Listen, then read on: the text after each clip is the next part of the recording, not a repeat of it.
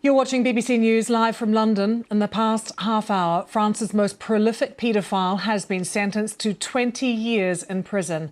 Scouarnec admitted to raping and sexually assaulting hundreds of children under his care. He admitted to all the charges, which took place between 1989 and 2014. Many of his victims were sedated when he attacked them and had no idea what had happened. He's already in prison after being sentenced for raping and sexually assaulting 4 children, including 2 of his nieces. Let's take a look back at the case with our correspondent, Andrew Harding. In the police car, France's most prolific paedophile, heading back to court here in the town of Vannes. The verdict at Joël Le Scouarnec's trial has never been in doubt. The 74-year-old admitting repeatedly to decades spent abusing hundreds of children. "I am a paedophile and a child rapist," he told the court. "I was finally able to accept that. It was a relief. I've come to understand the suffering of my victims. I devastated their lives."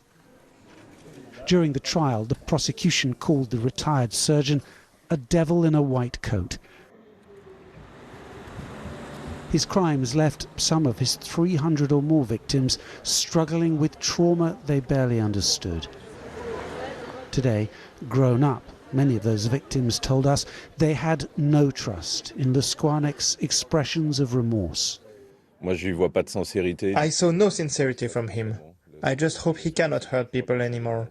But I don't expect him to change.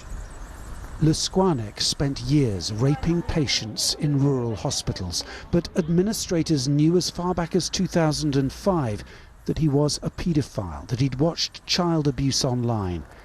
He still kept his job. This case has exposed serious failings by the French police and medical establishment, who could have intervened and stopped Le Scouarnec's crimes many years earlier.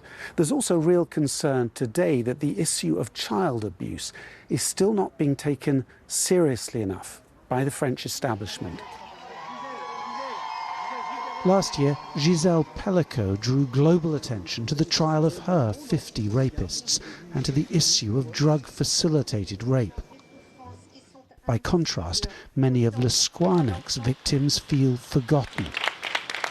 Some have now begun to protest, accusing the French authorities and local medical bosses of failing to accept their share of the blame. They're in denial. It's both individual and collective. It's quite astonishing, really. Our government and our society are not outraged. The rape of children seems too complicated to acknowledge. France denies this exists. Perhaps this trial, with all its devastating detail, will now prompt some soul-searching in France. Le Scouarnec himself says he wants to become a better person, to regain his humanity during the long years that now await him in prison. Andrew Harding, BBC News, Vannes.